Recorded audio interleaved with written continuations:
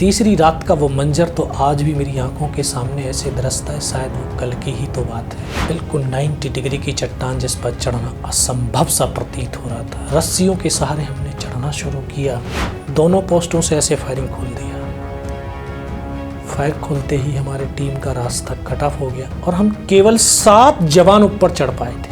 हम 7 जवानों ऊपर चढ़ते अंधाधुंध फायरिंग किया और उसमें बैठे हुए तमाम पाकिस्तानियों को पल भर के अंदर मौत के घाट उतार दिया। कि हम ऐसी परिस्थिति में थे कि एक कदम आगे रखते हैं तो हेड शूट है और एक कदम पीछे रखते हैं तो हेड शूट है। मरना सुनिश्चित हो गया था। तो ग्रेनेड का एक स्प्लेंडर आकर के मेरे भी घुटने के नीचे लगा तो मुझे भी लगा यार मेरा घुटने से पैर कट गया, मैं नीचे गिर गया था एकदम से। तभी एक और ग्रेनेड आगे गिरा तो उसका एक टुकड़ा आकर के यहाँ पे लगा, ये पूरा कट गया। तो उनका एक कमांडर था बड़े छोटे से कद का, उसने बोला इनको रीचेक तो करो, इनमें से कोई जिंदा तो नहीं है। फिर उन्होंने अमानवीय क्रूरताओं का तांडव शुरू किया।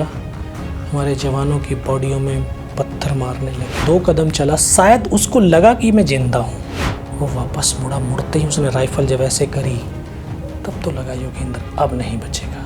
हमें टाइगर हिल का कैप्चर करने का आदेश मिला। तो टाइगर हिल जबकि दूसरे ब्रिगेड के अंडर थी और लेकिन हमारी बटालियन को इसलिए चुना गया क्योंकि बटालियन कमांडर की जो लीडरशिप थी बड़ी उच्च क्वालिटी की थी और सीनियर ऑफिसर थे उस टाइम पे कमांडिंग ऑफिसर के तौर के ऊपर।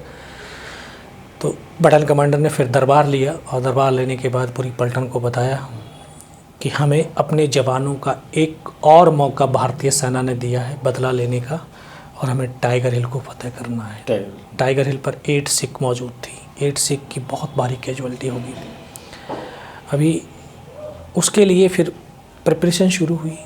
1-2 दिन का हमें रिहर्सल का समय मिला और 1-2 दिन रिहर्सल करने के बाद आखिरकार हमने 2 जुलाई की रात को उस पहाड़ी पर चढ़ना शुरू किया। रात भर चलते थे, दिन भर पत्थरों में चुपचाप पड़े रहते थे, फिर रात भर चलते थे। इस तरह से हमने 2 रात और 1 दिन उस दुर्गम पहाड़ी पर ये हिंदुस्तान के जवान कंधे से कंधा और कदम से कदम मिलाते हुए इस टाइगर टॉप के शिखर की तरफ बढ़ते रहे। तीसरी रात का वो मंजर तो आज भी मेरी आंखों के सामने ऐसे दरसता है, शायद वो कल की ही तो बात है। 25 साल हो गए। बिल्कुल 90 डिग्री की चट्टान जिस पर चढ़ना असंभव सा प्रतीत हो रहा था। रस्सियों के सहारे हमने चढ़ना शुरू किया। दोनों तरफ दुश्मन के बंकर, लेकिन अंधेरे की वजह से हमें तो नहीं दिखाई दी। हम चढ़े, हमारी भी आवाज़, ऊपर से पत्थर गिरने लगे। पत्थरों की आवाज़, शायद उनको आभास हो गया, एहसास हो गया कि इंडियन आर्मी हमारे बहुत नज़दीक तक आ गई है। दोनों पोस्टों से ऐसे फायरिंग खोल दिया। फायर खोलते ही हमारे टीम का रास्ता कट ऑफ हो गया और हम केवल 7 जवान ऊपर चढ़ पाए थे। कितने लोग चढ़ना शुरू किए थे आप? 21 शुरू किए थे। हाँ। और 21 में से केवल 7 चढ़ पाए। 7 चढ़ पाए, बाकी फायर खुल गया। फायर खुलने के बाद फिर उनको चढ़ने नहीं दिया, वो वहीं के वहीं रह गए, हम ऊपर चढ़ गए। 7 जवान हम ऊपर चढ़े तो ऐसे 8-10 मीटर का प्लेन स्पेस था। फिर उनके बंकर थे। हम 7 जवानों ऊपर चढ़ते अंधाधुंध फायरिंग किया और उसमें बैठे हुए तमाम पाकिस्तानियों को पल भर के अंदर मौत के घाट उतार दिया। अब वहाँ से जो टाइगर हिल टॉप रहा, ऐसे रहा 50-60 मीटर। अच्छा। टॉप पर तो उनकी एक पूरी कंपनी का डिप्लॉयमेंट, इस तरह की स्टैंड थी उसकी। उन्होंने देखा कि फ़ौज तो, इंडियन आर्मी तो हमारे बहुत करीब तक आ गई। सर इतना ज़बरदस्त हमारे ऊपर गोलाबारी शुरू हुआ कि हम ऐसी परिस्थिति में थे कि एक कदम आगे रखते हैं तो हेड शूट है और एक कदम पीछे रखते हैं तो हेड शूट है। मरना सुनिश्चित हो गया था।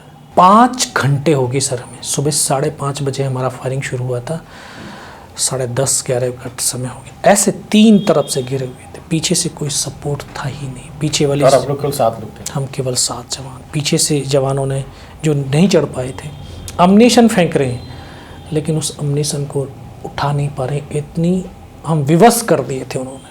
और वो धीरे धीरे नज़दीक आने लगे। वो बहुत नज़दीक आए तो उनको हमारी LMG नज़र आ गई। तो उन्होंने सबसे पहले LMG को टारगेट बनाया, वो डैमेज हो गई।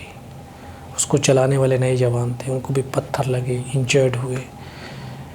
और हम ये 5-6 घंटे की जो लड़ाई लड़ पाए, अपने उस टीम लीडर जो मेरा प्लेटून हवलदार हवलदार मदन हमारे साथ था, उसकी बदौलत। क्योंकि अभी साइलेंस हो गई थी LMG, अभी स्नाइपर वाले के ऊपर 3 तरफ से फायर आ रहा था। बोला उसकी हेल्प के लिए जाओ। जैसे ही वहाँ से हमने हरकत किया, शायद मेरा मूवमेंट उनको नज़र आ गया होगा, तो सीधा ऊपर से फिर ग्रेनेड फेंका। तो ग्रेनेड का एक स्प्लेंडर आकर के मेरे भी घुटने के नीचे लगा, तो मुझे भी लगा यार मेरा घुटने से पैर कट गया। मैं नीचे गिर गया था एकदम से। नीचे गिरते मन में आया देख पैर कटा है कि नहीं, तो ऐसे हाथ मार करके देखा, बहुत गहरा जख्म था। तो फील्ड पट्टी एक थी, अपने साथी को बांध दिया, कोई फील्ड पट्टी नहीं थी। तो काले वाले पटके बांधे हुए थे, तो धीरे से हेलमेट उतार करके पटका फाड़ा, उसको ऐसे में बांध रहा था। तभी एक और ग्रेनेड आगे गिरा, तो उसका एक टुकड़ा करके यहाँ पे लगा, ये पूरा कट गया। तो इसको कटने के बाद पूरा चेहरा सुन्न हो गया। लगा कि यार आंखें चली गई हैं। बहुत देर तक आंखें खोलने की कोशिश करी, लेकिन आंखें नहीं खुली। फिर काफ़ी देर के बाद जब आंखें खोली, देखा ऊपर से नीचे तक लहूलुहान और नाक से खून की धार बह रही थी। उनकी तरफ से तो हम सब मर चुके थे। तो उनका एक कमांडर था, बड़े छोटे से कद का, उसने बोला इनको रीचेक तो करो, इनमें से कोई ज़िंदा तो नहीं है। सर जब उनको यकीन हो गया कि इनमें से कोई ज़िंदा नहीं है, फिर उन्होंने अमानवीय क्रूरताओं का तांडव शुरू किया। हमारे जवानों की बॉडियों में पत्थर मारने लगे, बूट की ठोकरें मारने लगे, गालियाँ देने लगे।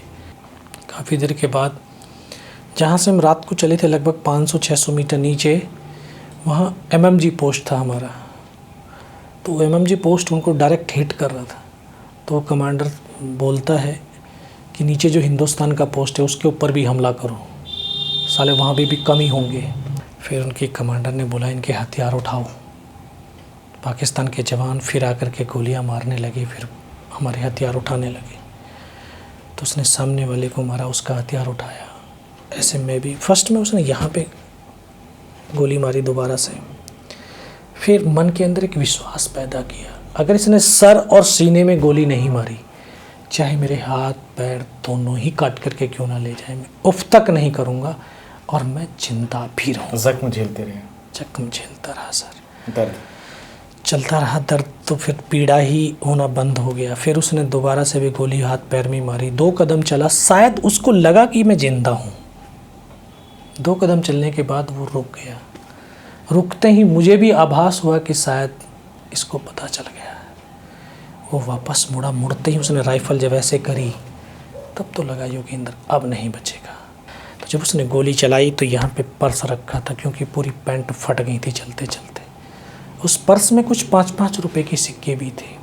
शायद माँ भारती ने वो सिक्कों को इकट्ठा कर दिया होगा। और उसने गोली जब चलाई तो जाकर के सिक्कों पे लगी। लेकिन थोड़ा सा यहाँ पर रुकेंगे योगेंद्र जी। आपको गोली लगी, 15 किलो को गोली लगी, हाथ काम नहीं कर रहा था, दिमाग पूरा सुन्न पड़ा हुआ था, जख्मी थे, पूरी हालत ख़राब थी, लेकिन उसके बावजूद कहीं कुछ नहीं लगा कि नहीं इस पाकिस्तानी को जो है सबक सिखाना है अपने साथियों के साथ, जिसने बिल्कुल यही तो था, यही तो एक जज्बा था। क्योंकि देखिए अभी हम अपने साथी के लिए, साथी हमारे लिए सब कुछ है, सब कुछ है। और उससे ऐसा आत्मिक प्रेम, आत्मिक लगाव होता है जैसे माँ का अपने बच्चों से होता है।